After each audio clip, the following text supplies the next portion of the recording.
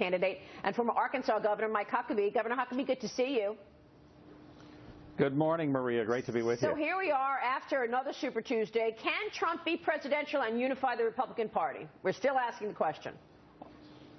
Oh, I think absolutely he can. He showed a terrific side of that last night. I thought his speech was spot on. He focused on Hillary, focused on the issues that made him the nominee. When he talked about unfair trade deals, the loss of jobs, America's loss of respect in the world, our lack of national security.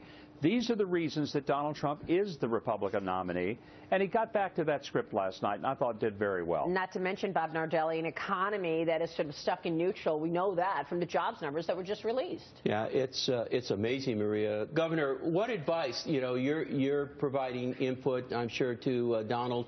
What advice are you giving him about getting this low and slow economy? Every year we see this aspirational number of GDP come out, and then they walk us down quarter after quarter.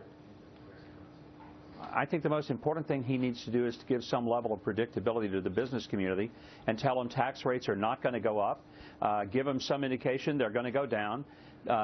Make it clear you're not going to overregulate businesses so that they're constantly having to add cost to the bottom line of doing business. It's killing the ability of U.S. makers, manufacturers, and employers to go forward when every time they turn around, the government or somebody wants to hit them with a brand new cost that either they have to eat or pass on to the consumers. There's got to be some level of relief for that, or we're not going to see economic numbers improve, and the job numbers aren't going to get better. Which is why regulation and rolling back regulation, Lisa Booth, has been one of the tenets of the Republican Party.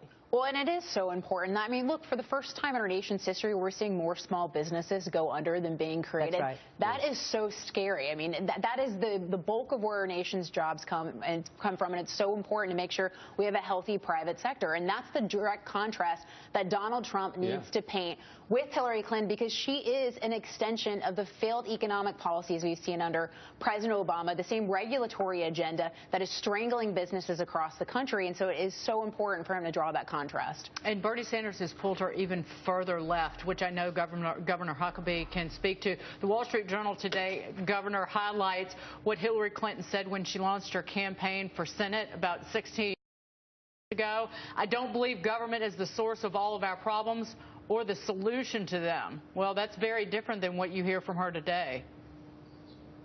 Well, if Bernie Sanders is her life jacket to help her float, that life jacket's made out of pure lead. It's going to be a real drag on her as she tries to go out there and convince the Bernie Sanders supporters that she's with them. And when she does that, she's basically saying to the business community, you're screwed. One of the ways that I think Donald Trump can make a big inroad is to tell people, look, we're going to roll back some of the specific mandates of the Obama administration. We're going to certainly go after Dodd-Frank because it didn't take on the big banks. It took on community banks. And you mentioned small business a moment ago. One of the reasons small businesses are hurting, they can't get capital.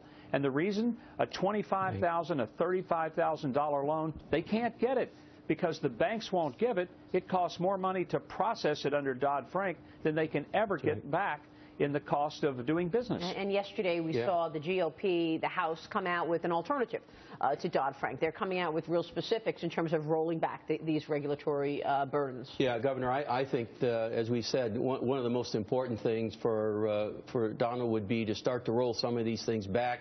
We've seen this administration stymie $400 billion of potential mergers and acquisitions to drive productivity, to get more globality into our U.S. companies. Well, your thoughts about the administration and what you would advise Donald to do going forward relative to capitalization and what's going on out there today? Well, again, I think capitalization is going to have a lot to do with making sure that the lenders can afford to lend, that they're going to get a reasonable return on their money, and they're not going to be regulated to death and spend all the money that they make on lawyers and accountants. And then there needs to be some sense that if you're going to borrow the money, you can get it back in business. But if you're stuck with the cost of Obamacare, stuck with the cost of Dodd-Frank regulations, and then the unknown regulations that the bureaucrats put on, one of the single most important things Donald Trump can do is to say he will not allow any legislation to go through that does not have the authority of regulation left with Congress, not with bureaucracies. Read the language of most legislation, and here's what it does. It gives a broad stroke of power to a regulatory body, and it says the agency shall, and anytime you see those words, the agency shall, that bill ought to be vetoed, sent back to Congress and said, if you want to regulate something, you as the people's representatives step up and do it. Don't pass this off to some bureaucrat who has no skin in the game. Yeah, really great analysis, Governor, as always. Good to see you, sir. Thanks so much. You bet. Governor Thanks. Mike Huckabee joining me there.